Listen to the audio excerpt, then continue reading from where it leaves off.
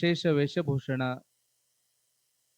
ತಮ್ಮ ನೃತ್ಯ, ತಮ್ಮ ಭಾಷಣ, ಗಾಯನಗಳ ಮೂಲಕ ಸ್ವಾತಂತ್ರ್ಯೋತ್ಸವಕ್ಕೆ ವಿಶೇಷ ಮೆರಗನ್ನ ತಂದುಕೊಟ್ಟಿದ್ದಾರೆ.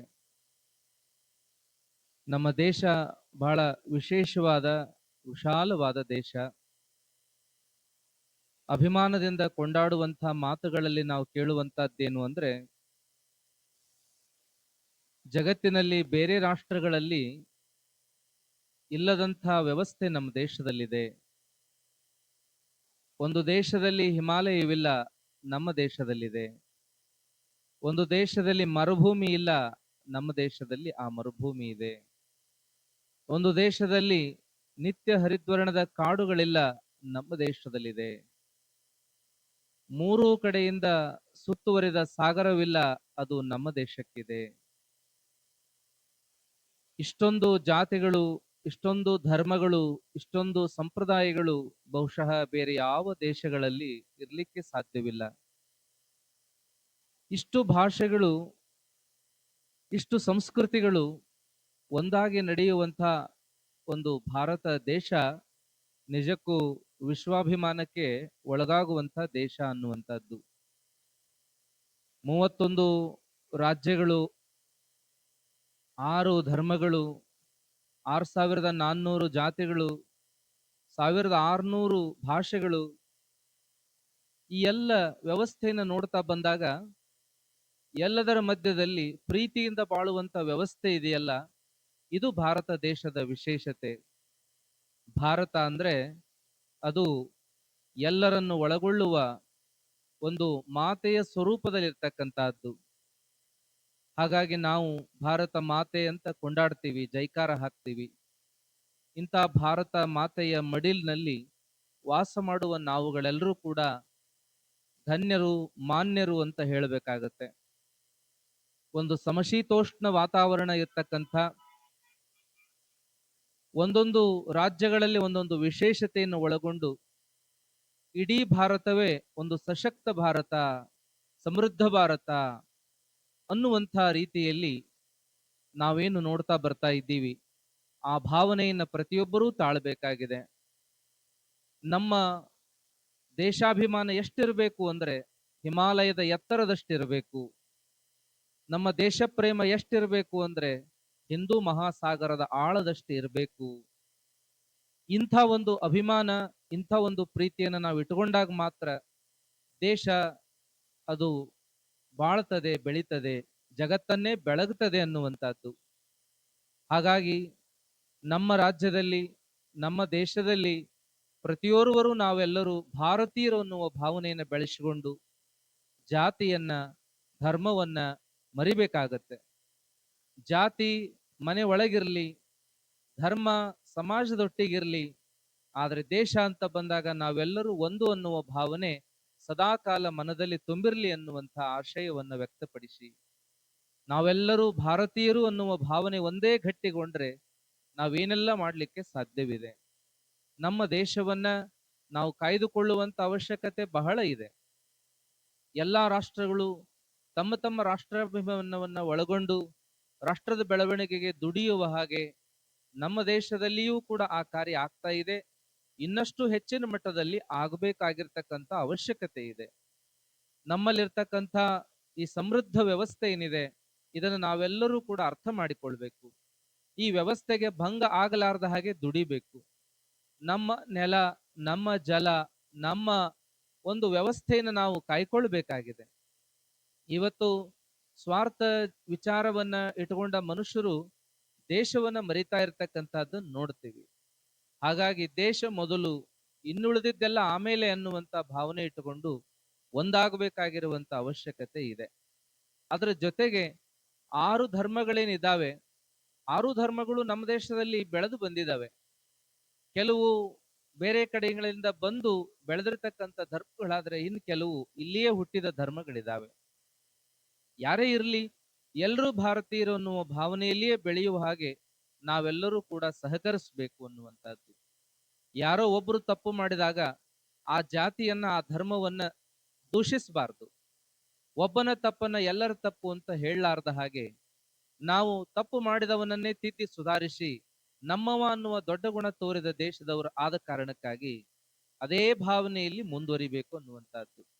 ಯಾವುದೇ ಜಾತಿಯನ್ನ, ಧರ್ಮವನ್ನ ನಾವು ಗುರಿಯಾಗಿಸಿಕೊಂಡು ವಿರೋಧ ಮಾಡೋದಲ್ಲ, ದೂರಿಡೋದಲ್ಲ.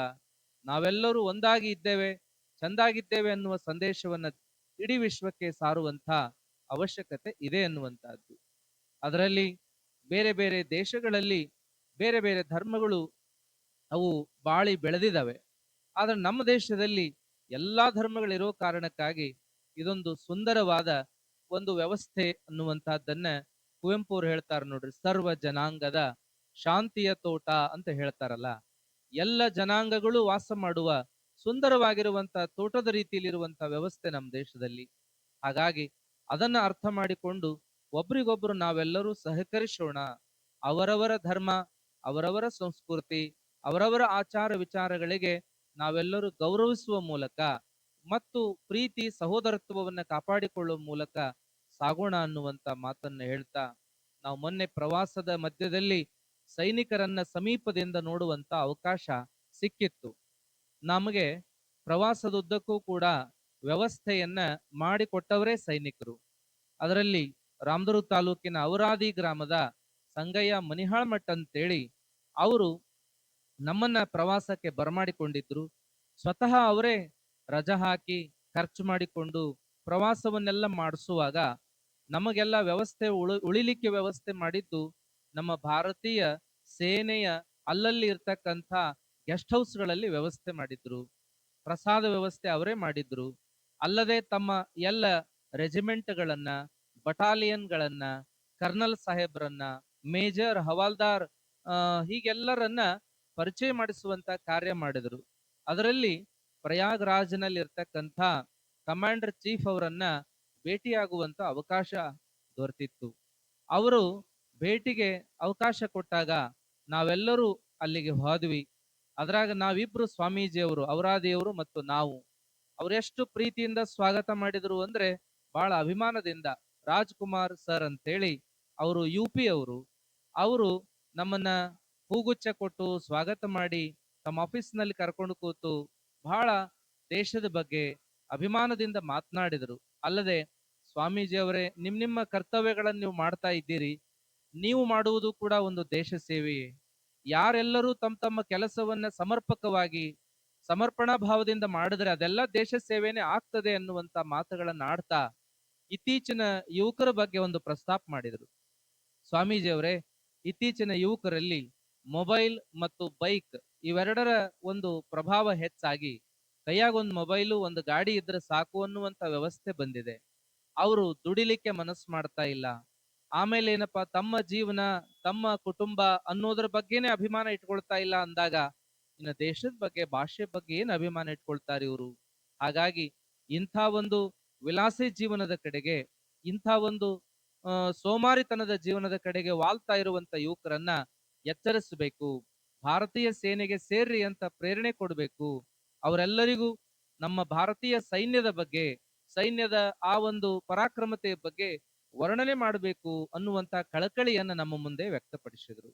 ಒಟ್ಟಾರೆ ಹೆಚ್ಚಿನ ಸಂಖ್ಯೆಯ ಯುವಕರು ದೇಶ ಸೇವೆಗೆ ನಿಲ್ಬೇಕು ಅನ್ನುವಂತ ಒಂದು ಅಭಿಪ್ರಾಯವನ್ನ ಪಡ್ತಾ ಇರುವಾಗ ನಾವೊಂದು ಎಷ್ಟು ಕಳಕಳಿ ಐತಲ್ಲ ನಿಮಗ ಅಂತ ನಾವ್ ಅಂದಾಗ ಅವರು ಬಹಳ ಸಂತೋಷ ಪಟ್ಟದ್ದಲ್ಲದೆ ಅವರು ಹೇಳಿದ್ರು, ನಾನು ಕೂಡ UP ಅವನಾದರೂ ಕೂಡ ನಾನು ಕರ್ನಾಟಕದಲ್ಲೇ ಓದೇನ್ರಿ ಸ್ವಾಮೀಜಿ ಅಂದ್ರವರು. ಎಲ್ಲೇ ಏನು ಅಂದಾಗ ಮಣಿಪಾಲ್ನಲ್ಲಿ ಇಂಜಿನಿಯರಿಂಗ್ ಅವರು ಅಭ್ಯಾಸವನ್ನ ಪೂರ್ಣ ಮಾಡಿದರನ್ನುವಂತ ಮಾತನ್ನು ಕೇಳಿದ್ವಿ. ಹಿಂಗ ಅವರು ಕಮಾಂಡರ್ ಆಗಿದ್ರು, ದೊಡ್ಡ ಹುದ್ದೆಯಲ್ಲಿದ್ರು ಕೂಡ ಬಹಳ ಪ್ರೀತಿ ಆತ್ಮೀಯತೆಯಿಂದ ಮಾತನಾಡಿ ನಮ್ಮನ್ನ ಅವರು ಗೌರವಿಸಿದಂತಹದ್ದು. ಅಲ್ಲದೆ ನಮ್ಮ ಕನ್ನಡಿಗರೆಲ್ಲರೂ ಅಲ್ಲಿ ಒಟ್ಟಾಗಿ ಸೇರಿ ನಮ್ಮನ್ನು ಬಹಳ ಪ್ರೀತಿಯಿಂದ ಕಂಡದ್ದು. ನಾವು ಕೂಡ ಸೇನಾ ವಿಭಾಗದಲ್ಲಿ 13ನೇ ರೆಜಿಮೆಂಟ್ ನಲ್ಲಿ ಒಂದು ಕಾರ್ಯಕ್ರಮದಲ್ಲಿ ಭಾಗಿಯಾಗಿ ಮಾತನಾಡುವಂತ ಅವಕಾಶವೂ ಕೂಡ ದೊರೆತಿತ್ತು ಅನ್ನುವಂತಹದ್ದು. ಅಲ್ಲದೆ ಅವರ ಜೊತೆಗೆ ಒಬ್ರು ಬಟಾಲಿಯನ್ ಚೀಫ್ ಕೂಡ ಅವರು ನಮ್ಮ ಜೊತೆಗೆ ಮಾತನಾಡಿ ಪ್ರೀತಿಯಿಂದ ಗೌರವಿಸಿರುವಂತಹದ್ದನ್ನು ನೋಡ್ತೀವಿ. ಅಲ್ಲದೆ ಮಿಲಿಟರಿಯವರ ಸೇವೆ ಎಂಥ ದೊಡ್ಡದು ಅಂತಂದ್ರೆ ಅವರ ಸೇವೆಯನ್ನು ನಾವು ಕೊಂಡಾಡಬೇಕು. ಅವ್ರದೊಂದು ಉದ್ಯೋಗ ಅಂತ ನಾವು ತಿಳಿಯಂಗಿಲ್ಲ. ಎಲ್ಲರ ಹಾಗೆ ಅವರ ಉದ್ಯೋಗ ಅಲ್ಲ. ಅವರ ಜೀವನ ಎಂಥದ್ದು ಅಂದ್ರೆ ತ್ಯಾಗಮಯ ಜೀವನ. ಎಂತೆಂತ ಕಠಿಣ ಪರಿಸರಗಳಲ್ಲಿ ಕೆಲಸ ಮಾಡ್ಬೇಕಾಗತ್ತ, ಎಂತೆಂತ ಸಂದರ್ಭಗಳನ್ನು ಎದುರಿಸ್ಬೇಕಾಗತ್ತ.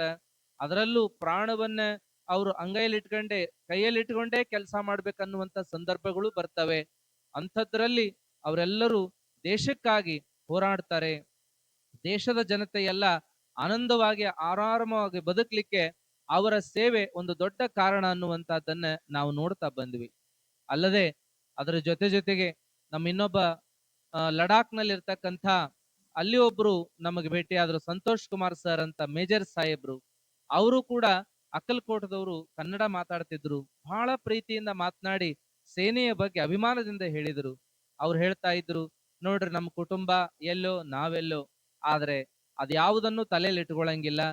ನಾವೆಲ್ಲ ಅವ್ರಿಗೆ ಏನ್ ಬೇಕೋ ವ್ಯವಸ್ಥೆ ಮಾಡಿಕೊಟ್ಟು ದೇಶಕ್ಕಾಗಿ ದುಡಿಯೋದೇ ನಮ್ ಕೆಲಸ ಅಂತ ಬಹಳ ಪ್ರೀತಿಯಿಂದ ಅವರು ಹೇಳ್ತಾ ಇದ್ದದ್ದನ್ನು ನೋಡಿದ್ವಿ. ಅಲ್ಲದೆ ನಾವು ಅಲ್ಲಿ ಗುಲ್ಮಾರ್ಗ್ ಅಂತ ಹೇಳಿ ಶ್ರೀನಗರದಲ್ಲಿ ಅಲ್ಲಿ ಕೇಬಲ್ ಕಾರ್ನಲ್ಲಿ ಹೋಗ್ತಕ್ಕಂತ ಸಮಯದಲ್ಲಿ ಅಚಾನಕ್ ಆಗಿ ಒಬ್ರು ದೊಡ್ಡ ಆಫೀಸರ್ ಬಂದ್ರು. ಮಿಲಿಟರಿಯಲ್ಲಿ ದೊಡ್ಡ ಹುದ್ದೆಯಲ್ಲಿ ಇರ್ತಕ್ಕಂಥ ಸಾಹೇಬರು, ಕಮಾಂಡರ್ ಇನ್ ಚೀಫ್ ಅವರು ಅಲ್ಲಿ ಬಂದಿದ್ರು. ಬಿನ್ ಡ್ರೆಸ್ ಮೇಲೆ ಇದ್ರು, ಗೊತ್ತಾಗ್ಲಿಲ್ಲ. ಅವ್ರ ಜೊತೆಗೆ ಗನ್ ಹಿಡಿದಂತ ಇಬ್ರು ಮಿಲಿಟರಿ ಅವರು ಜೊತೆಗಿದ್ರು. ಅವಾಗ ನಾವು ಕ್ಯಾಶುವಲ್ ಆಗಿ ಕೂತ್ಕೊಂಡಿದ್ವಿ. ಸ್ವಾಮೀಜಿ ಅವ್ರ ಅನ್ನಣ ಅವ್ರ ಜೊತೆಗೆ ನಮಗೂ ಅವಕಾಶ ಮಾಡಿ ಕೊಟ್ಟಿದ್ರು. ಅವಾಗ ಅವರನ್ನ ನೋಡ್ತಾ ನಾವು ಫಾರಿನ್ ಅವ್ರಂತ ತಿಳಿದಿದ್ವಿ. ನಾವು ಹಂಗೆ ಸಹಜವಾಗಿ ಅವ್ರ ಜೊತೆಗೆ ಮಾತಾಡ್ತಾ ಇದ್ವಿ.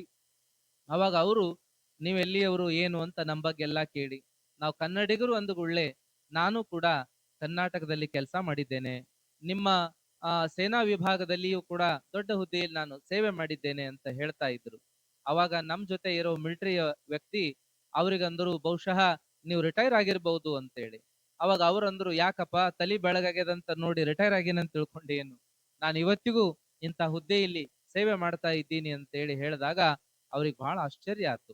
800 ಜನ ಸೈನಿಕರ ಮೇಲೆ ಒಬ್ಬ ಇವ್ರು ಇರ್ತಾರೆ, ಚೀಫ್ ಇರ್ತಾರೆ, ಅವ್ರ ಮೇಲೆ ಒಬ್ರು ಹೀಗೆ ಒಂದು ಇಡೀ ವ್ಯವಸ್ಥೆಯನ್ನು ಹೇಳ್ತಾ ಬಂದ್ರು. ಆ ವ್ಯವಸ್ಥೆಯನ್ನು ಹೇಳುವಾಗ ಅವ್ರು ಯಾವ ಹುದ್ದೆಯಲ್ಲಿ ಇದ್ರು ಅಂತ ನಾವು ಕೇಳಿದ್ವಿ ಅಂತಂದ್ರೆ, ಏನು ರಕ್ಷಣಾ ಮಂತ್ರಿ ಇರ್ತಾರಲ್ಲ ಅವ್ರ ಕೆಳಗಿನ ಹುದ್ದೆಯಲ್ಲಿ ಅವರಿದ್ರು. ಅಂತ ದೊಡ್ಡ ಪೋಸ್ಟಿನ ಒಬ್ಬ ಸಾಹೇಬರು ಕೂಡ ಆ ಒಂದು ಸೇನೆಯ ಬಗ್ಗೆ, ತಮ್ಮ ಸೇವೆಯ ಬಗ್ಗೆ ಮಾತನಾಡ್ತಾ ಬಂದಾಗ ನಮಗ್ ಬಹಳ ಅಭಿಮಾನ ಆಯ್ತು. ಎಲ್ಲಿ ಹೋಗ್ತೀವಿ ಅಲ್ಲೇ ಸೈನ್ಯವನ್ನ ಕಾಣುವಂತ, ಭಾರತೀಯ ಸೇನೆಯಲ್ಲಿ ಇರ್ತಕ್ಕಂಥವರನ್ನ ಕಾಣುವ ಮತ್ತು ಅವರ ಕೆಲಸ, ಅವರ ಕಾರ್ಯವೈಖರಿಗಳನ್ನ ತಿಳಿದುಕೊಳ್ಳುವಂತ ಅವಕಾಶ ಆಯ್ತು. ಅಲ್ಲದೆ ಶ್ರೀನಗರದಲ್ಲಿ ಹೆಜ್ಜೆಜ್ಜೆಗೆ ಮಿಲಿಟರಿ ವ್ಯವಸ್ಥೆ ಬಹಳ ಅಚ್ಚುಕಟ್ಟಾಗಿ ಸೇವೆಯನ್ನ ಮಾಡ್ತಕ್ಕಂಥದ್ದನ್ನ ನೋಡ್ತಾ ಬಂದ್ವಿ. ಹೀಗೆ ಹೇಳಿದ್ರೆ ವಿಷಯಗಳು ಬಹಳ ಇದಾವೆ. ಅದರಲ್ಲಿ ಸೇನೆಯಲ್ಲಿ ಏನೊಂದು ಟ್ರೈನಿಂಗ್ ಕೊಡ್ತಾರೆ ಅನ್ನೋದನ್ನ ಒಂದು ಸೂಕ್ಷ್ಮ ವಿಚಾರ ಹೇಳಿ ಮುಗಿಸ್ತೀವಿ. ಅದನ್ನ ನಮಗೂ ಕೂಡ ಬೇಕಾ ವ್ಯವಸ್ಥೆ. ಸೈನ್ಯದೊಳಗೆ ಒಂದು ವ್ಯವಸ್ಥೆ ಅದ, ಏನಪ್ಪಾ ಅಂದ್ರೆ ಇಬ್ರು ಜೊತೆಯಾಗಿರ್ಬೇಕು. 100 ಮಂದಿ ಇರುವಲ್ರಕ್ಕ, ಇಬ್ರು ಬಹಳ ಆತ್ಮೀಯತೆಯಿಂದ ಇರ್ಬೇಕು ಅಂತ, ಇಬ್ರು ಗೆಳೆತನವನ್ನು ಬೆಳೆಸ್ಕೋಬೇಕು. ತಮ್ಮದನ್ನ ಎಲ್ಲವನ್ನ ಹೇಳ್ಕೋಬೇಕು, ವೈಯಕ್ತಿಕ ವಿಚಾರ, ಕೌಟುಂಬಿಕ ವಿಚಾರ, ಆರ್ಥಿಕ ವಿಚಾರ, ಮತ್ತೇನಪ್ಪಾ ಅಂತ ಕಷ್ಟ ನಷ್ಟ ಎಲ್ಲವನ್ನ ಒಬ್ಬರ ಹತ್ರ ಹೇಳ್ಕೊಂಡಿರ್ಬೇಕು. ಅವರಿಬ್ರು ಒಬ್ಬರನ್ನ ಬಿಟ್ಟು ಒಬ್ರು ಇರಬಾರದು, ಒಬ್ರಿಗೊಬ್ರು ಹೆಲ್ಪ್ ಮಾಡ್ತಾ ಇರಬೇಕು, ಒಬ್ಬರ ಕಷ್ಟಕ್ಕೆ ಭಾಗಿಯಾಗ್ತಾ ಇರಬೇಕು. ಈ ವ್ಯವಸ್ಥೆನಲ್ಲಿ ಬೆಳೆಸ್ತಾರೆ. ಅಂದ್ರೆ ಒಬ್ಬರ ಜೀವನದ ಬಗ್ಗೆ ಪರಿಪೂರ್ಣವಾಗಿ ಒಬ್ರಿಗೆ ಗೊತ್ತಿರಬೇಕು ಅನ್ನುವಂತ ಒಂದು ವ್ಯವಸ್ಥೆ. ಇನ್ನೊಂದು ವ್ಯವಸ್ಥೆ ಏನಪ್ಪಾ ಅಂತ ಕೇಳಿದ್ರೆ, ಅಲ್ಲಿ ಅವರು ಒಬ್ಬರನ್ನೊಬ್ರು ಬಿಟ್ಟು ಕೊಡಬಾರದು. ಎಲ್ಲರೂ ಗ್ರೂಪ್ ಆಗಿ ಒಂದು ಕೆಲಸ ಮಾಡ್ತಾ ಇರುವಾಗ ನಾನ್ ಅವಸರದಲ್ಲಿ ಕೆಲಸ ಮಾಡ್ತೇನೆ, ನಮ್ ಜೊತೆ ಇರೋರು ಸ್ವಲ್ಪ ನಿಧಾನವಾಗಿ ಕೆಲಸ ಮಾಡ್ತಾರ ಅನ್ನೋದಾದ್ರೆ, ನನ್ನ ಕೆಲಸ ಮುಗೀತು ಅಂದ ಮೇಲೆ ಅವರಿಗೂ ಕೂಡ ನಾನು ನನ್ನ ಜೊತೆ ಇರೋರಿಗೂ ಹೆಲ್ಪ್ ಮಾಡಿ ಅವರನ್ನು ಕರ್ಕೊಂಡು ನಾ ಮುಂದೆ ಹೋಗ್ಬೇಕು. ನಾ ಮಾಡದೆ ನನ್ನ ಕೆಲಸ ಮುಗೀತು ಅನ್ನಂಗಿಲ್ಲ. ಒಬ್ರಿಗೊಬ್ರು ಸಹಾಯ ಸಹಕಾರವನ್ನ ಮಾಡಬೇಕು ಅನ್ನುವಂತ ಒಂದು ವಿಚಾರವನ್ನ ಬೆಳೆಸ್ತಕ್ಕಂತಹದ್ದು. ಅಲ್ಲದೆ ಏನಪ್ಪಾ ಅಂತ ಕೇಳಿದ್ರೆ, ಅವರು ಯಾವುದೇ ಸಂದರ್ಭದಲ್ಲೂ ಯಾವುದೇ ಕೆಲಸ ಕೊಟ್ಟರು ಕೂಡ ಪ್ರಾಮಾಣಿಕವಾಗಿ ಮಾಡಬೇಕು, ಪರಿಪೂರ್ಣವಾಗಿ ಮಾಡಬೇಕು ಅನ್ನುವಂತ ಒಂದು ವ್ಯವಸ್ಥೆ. ಸೇವಾ ಮನೋಭಾವ, ದೇಶಾಭಿಮಾನ, ಸ್ವಚ್ಛತೆ, ಶಿಸ್ತು, ಪ್ರತಿಯೊಂದನ್ನು ಕೂಡ ಅವರು ಎಷ್ಟು ಅಚ್ಚುಕಟ್ಟಾಗಿ ಕಲ್ತಿರ್ತಾರೆ ಮತ್ತು ಅದನ್ನ ಮಾಡ್ತಾರೆ ಅನ್ನೋದನ್ನ ನೋಡಿದಾಗ ನಮಗೂ ಕೂಡ ಇದು ಬೇಕಲ್ಲ. ನಮ್ಮಲ್ಲೂ ಒಗ್ಗಟ್ಟು ಬೇಕು, ನಮ್ಮಲ್ಲೂ ಜೊತೆಗೆ ದುಡಿಯವರಿಗೆ ನಾವು ಸಹಾಯ ಮಾಡಬೇಕು, ನಾವೆಲ್ಲ ಒಂದು ಅನ್ನೋ ಭಾವನೆ ಬೆಳೆಸ್ಬೇಕು, ಮತ್ತೆ ಸ್ವಚ್ಛತೆ ಶಿಸ್ತಿನ ಕಡೆಗೆ ಲಕ್ಷ್ಯ ಕೊಡಬೇಕು. ಆಮೇಲೆ ಯಾವುದನ್ನೆಲ್ಲ ಕೆಲಸ ನೋಡ್ತೀವಿ ಇದು ನಂದೇ ಅಂತ ತಿಳ್ಕೊಂಡು ಮಾಡ್ಬೇಕು. ಇಂಥದ್ದನ್ನ ಸೇನೆಯಲ್ಲಿ ನಾವು ಬಹಳ ನೋಡಿದ್ವಿ. ಅವರು, ನಾವು ಸೇನೆಗೆ ಸೇರ್ಕೊಂಡಿವಿ, ನಾವು ಇಂಥದ್ ಮಾಡಲ್ಲ ಅಂಥದ್ ಮಾಡಲ್ಲ ಅನ್ನಕ್ಕೆ ಬರಲ್ಲ. ಅವ್ರು ಕಸ ಹೊಡಿ ಅಂದ್ರು ಹೊಡಿಬೇಕು, ಗಾರ್ಡನ್ ಮೇಂಟೈನ್ ಮಾಡಂದ್ರು ಮಾಡ್ಬೇಕು, ಗಿಡಗಳಿಗೆ ನೀರು ಹಾಕ್ಬೇಕಂದ್ರೆ ಹಾಕ್ಬೇಕು. ಹೀಗೆ ಯಾವುದೇ ಕೆಲಸ ಕೊಟ್ಟರು ಕೂಡ ನಾ ಮಾಡ್ಲಿಕ್ಕೆ ಸಜ್ಜು ಅನ್ನುವಂತಹದ್ದನ್ನು ತೋರಿಸ್ಬೇಕು. ಅಲ್ಲದೆ ಏನೇ ಆರೋಗ್ಯದ ತೊಂದರೆ ಇದ್ರೂ ಕೂಡ ಚಿಕಿತ್ಸೆ ತಗೊಂಡು ಆರಾಮಾಗಬೇಕು. ಆದ್ರೆ ಸೋತು ನನ್ನ ಕೈಲಿ ಆಗಲ್ಲ ಅಂತ ನಿರಾಸೆ, ಹತಾಶೆ, ಸುಸ್ತು, ಬೇಸರವನ್ನ ತೋರಿಸಬಾರದು ಅನ್ನುವಂತ ಒಂದು ವ್ಯವಸ್ಥೆ. ಹೀಗೆ ನಮ್ ಜೀವನದಲ್ಲಿ ಇಂತಹ ಗುಣಗಳನ್ನು ನಾವು ಬೆಳೆಸ್ಕೊಳ್ಳೋದ್ರಿಂದ ನಾವ್ ಎಷ್ಟೆಲ್ಲ ಕೆಲಸ ಮಾಡಬಹುದಲ್ಲ, ಎಷ್ಟೆಲ್ಲ ದೇಶ ಸೇವೆಗೆ ನೆರವಾಗಬಹುದಲ್ಲ ಅನ್ನುವಂತ ಭಾವನೆ ನಮಗೂ ಕೂಡ ಬಂತನ್ನುವಂತಹದ್ದು. ಹೀಗೆ ಪ್ರತಿಯೊಬ್ಬರು ದೇಶಾಭಿಮಾನವನ್ನು ಬೆಳೆಸಿಕೊಂಡು ದೇಶಕ್ಕಾಗಿ ಏನಾದರೂ ಮಾಡೋಣ ಅನ್ನುವಂತ ವ್ಯವಸ್ಥೆಯನ್ನ ನಾವು ರೂಢಿಸಿಕೊಳ್ಳೋಣ, ಆ ವ್ಯವಸ್ಥೆಯಲ್ಲಿ ಒಂದಾಗೋಣ. ಜೊತೆಗೆ ಈಗ ನೀವು ಶಾಲೆ, ನೀವು ಶಿಕ್ಷಕರು, ನಿಮ್ಮಿಂದಲೂ ಒಂದು ದೇಶ ಸೇವೆ ಆಗ್ತಾ ಇದೆ. ನೀವು ಏನಪ್ಪಾ ಅಂದ್ರೆ ಮಕ್ಕಳನ್ನ ಸರಿಯಾಗಿ ತರಬೇತಿ ಕೊಟ್ಟು ಬೆಳೆಸಿದ್ರೆ, ಪಾಠವನ್ನ ಸರಿಯಾಗಿ ಮನಮುಟ್ಟುವಂಗ್ ಮಾಡೋದು, ಅಲ್ಲದೆ ಪಾಠ ಬಿಟ್ಟು ಇನ್ನು ಉಳಿದದ್ದು ಸ್ವಚ್ಛತೆ, ಶಿಸ್ತು, ಕೌಟುಂಬಿಕ ವ್ಯವಸ್ಥೆ ಅಂದ್ರೆ ಏನು, ಪರಿಸರದ ಬಗ್ಗೆ ಕಾಳಜಿ ಹೇಗಿರ್ಬೇಕು, ಇಂಥದ್ದೆಲ್ಲ ಮಕ್ಕಳಿಗೆ ಕಲಿಸಿದ್ರೆ ನಿಮ್ಮ ಸೇವೆ ಸಾರ್ಥಕ ಆಗ್ತದೆ. ಮತ್ತು ಜನವರಿ 26ರಂದು ಧ್ವಜಾರೋಹಣ ಕಾರ್ಯಕ್ರಮಕ್ಕೆ ಒಬ್ಬೊಬ್ಬರ ಅತಿಥಿಗಳನ್ನ, ಗಣ್ಯಮಾನ್ಯರನ್ನ ಬರಮಾಡಿಕೊಳ್ಳುವಂತ ಒಂದು ಪರಿಪಾಠ. ಈ ಸಾರಿ ಧ್ವಜಾರೋಹಣದ ಸಂದರ್ಭ ಬಂದಾಗ ಯಾರನ್ನ ಕರೆಸೋದು ಅಂತ ಮೀಟಿಂಗ್ ನಲ್ಲಿ ಮಾತನಾಡೋ ಸಮಯದಲ್ಲಿ ನಮ್ಮ ಸಾಬೋಜಿಯವರು ನಮ್ಮ ಮಂಜುನಾಥ್ ಕೊಡಗನೂರವರ ಹೆಸರು ಸೂಚನೆ ಮಾಡಿದ್ದು ಬಹಳ ಸಂತೋಷವನ್ನ ತಂದಿತ್ತು. ಮಂಜುನಾಥ್ ಕೊಡಗನೂರವರು ನಮ್ಮೊಳಗೆ ಒಬ್ರು ಅಂತ ನಮಗ್ ಲಕ್ಷ್ಯ ಇರಲ್ಲ, ನಮ್ಮೊಳಗೆ ಒಬ್ರು ಅದಾರ ಅಂತೇಳಿ. ಆದ್ರೆ ಅವರನ್ನ ಗುರುತಿಸಿ ಇವತ್ತು ಅವ್ರ ಕಡೆಯಿಂದ ಧ್ವಜಾರೋಹಣವನ್ನು ನೆರವೇರಿಸಿದ್ದು ಬಹಳ ವಿಶೇಷ ಅನ್ನುವಂತಹದ್ದು. ನಮ್ಮ ಮಂಜುನಾಥ್ ಕೊಡಗನೂರವರು ಕೇವಲ ಶಾಲೆಯ ಸದಸ್ಯರಾಗಿ ಅಂತಲ್ಲ, ನಮ್ಮ ಆಶ್ರಮದ ಒಬ್ಬ ಅಭಿಮಾನಿ ಸದ್ಭಕ್ತರಾಗಿಯೂ ಕೂಡ ಅವರು ಸೇವೆಯನ್ನ ಮಾಡ್ತಾ ಇದ್ದಾರೆ. ಕೊಡಗನೂರ್ ಪರಿವಾರ ಅದು ಒಂದು ಭಕ್ತಿವಂತ ಪರಿವಾರ. ಸಾಮಾಜಿಕವಾಗಿಯೂ, ರಾಜಕೀಯವಾಗಿಯೂ, ಆರ್ಥಿಕವಾಗಿಯೂ ಒಳ್ಳೆ ಕೆಲಸವನ್ನ ಸಮಾಜಮುಖಿಯಾಗಿ ಮಾಡ್ತಾ ಇದ್ದಾರೆ. ಅವರ ಸೇವೆ ಬಹಳ ದೊಡ್ಡದು.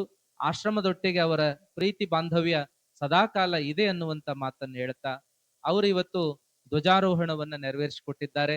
2 ಮಾತುಗಳನ್ನು ಹೇಳ್ರಿ ಅಂತ ನಮ್ಮ ರಾಜು ಅವರು ಅವ್ರಿಗೆ ಅನ್ನತ್ತಿದ್ರು, ಮಾತಾಡ್ರಿ ಅಂತೇಳಿ. ಅವ್ರು ಮಾತಾಡ್ತಾರೆ, ಯಾಕಂದ್ರೆ ಅವರು ಕೂಡ ಪಂಚಾಯಿತಿ ಒಂದು ಮೆಂಬರ್ ಆಗಿದ್ದುಕೊಂಡು ಸೇವೆಯನ್ನ ಮಾಡಿದಂತವರಿದ್ದಾರೆ. ನಮ್ಮ ಮುಂಬರುವ ದಿನಮಾನಗಳಲ್ಲಿ ಅವರು ಮತ್ತಷ್ಟು ಸಮಾಜಮುಖಿಯಾಗಿ ಸೇವೆಯನ್ನ ಮಾಡ್ತಾ ಬೆಳಿಲಿ ಅನ್ನುವಂತ ಹಾರೈಕೆಯನ್ನು ಮಾಡಿ, ಮತ್ತು ಒಬ್ಬೊಳ್ಳೆ ಸಾತ್ವಿಕ ವ್ಯಕ್ತಿ ಇವತ್ತು ರಾಜಕೀಯದೊಳಗ ಸಮಾಜದೊಳಗ ಅದಾರ ಅಂದುಕೊಳ್ಳೆ ಒಂದ್ ನಮೂನಿ ಅವ್ರ ಭಾವನಾನ ಬೇರೆ ಇರ್ತದೆ. ಆದ್ರೆ ನಮ್ಮ ಮಂಜು ಕೊಡಗನೂರವ್ರು ಹಂಗಿಲ್ಲ, ಬಹಳ ಸರಳ ವ್ಯಕ್ತಿತ್ವದವರು. ಎಲ್ಲರ ಜೊತೆಗೆ ಬೆರೀತಾರೆ, ಎಲ್ಲರನ್ನೂ ಅರ್ಥ ಮಾಡಿಕೊಳ್ತಾರೆ, ಪ್ರತಿಯೊಬ್ಬರನ್ನೂ ಕೂಡ ಪ್ರೇರಣೆಗೊಳಿಸಿ ಬೆಳೆಸುವಂತ ಕಾರ್ಯ ಮಾಡುವ ಒಬ್ಬ ಸದ್ಭಾವಿ ಅಂತ ಮಂಜುನಾಥ್ ಕೊಡಗನೂರವರಿಗೆ ಧ್ವಜಾರೋಹಣವನ್ನು ನೆರವೇರಿಸಿ ಕೊಟ್ಟದ್ದಲ್ಲದೆ ಮತ್ತೊಂದು ಸೇವೆ, ಮಕ್ಕಳಿಗೆಲ್ಲ ಇವತ್ತು ಸಿಹಿ ವಿತರಣೆ, ಪೆನ್ನುಗಳ ವಿತರಣೆ ಮಾಡುವಂತ ಕಾರ್ಯವನ್ನು ಕೂಡ ಮಾಡಿದ್ದಾರೆ. ಅವರಿಗೆ ಧನ್ಯವಾದಗಳನ್ನ ಹೇಳ್ತಾ ಅವರ ಸೇವೆ ನಿರಂತರವಾಗಿರ್ಲಿ ಅಂತ ಹಾರೈಸಿ, ನಮ್ಮ SDMC ಸದಸ್ಯರೆಲ್ಲರೂ ಕೂಡ ಇದ್ದಾರೆ. ನಮ್ಮ ರಾಜು ಲೆಂಡಿ ಅವರು, ಹನುಮಂತ್ ಪಾಟೀಲ್ ಅವರು, ನಮ್ಮ ಬಲದೇವ್ ಸಾಬೂಜಿ ಅವರು, ರಾಮಣ್ಣ ಕುಲಗೋಡ್ ಅವರು, ನಮ್ಮ ಶಿವಾನಂದ್ ಬಾಗಲ್ಮನಿ ಅವರು, ಮುರುಗಪ್ಪ ಮಿರ್ಜಿ ಅವರು, ಯಶವಂತ್ ವಾಜಂತ್ರಿ ಅವರು, ಹೀಗೆ ಈ ಎಲ್ಲ ಶಾಲೆಯ ಸೇವೆಯಲ್ಲಿ ಭಾಗಿಯಾಗಿರುವ ಸದಸ್ಯರಿಗೆಲ್ಲ ಧನ್ಯವಾದ ಹೇಳಿ ಮಾತಿಗೆ ವಿರಮಿಸ್ತೇನೆ.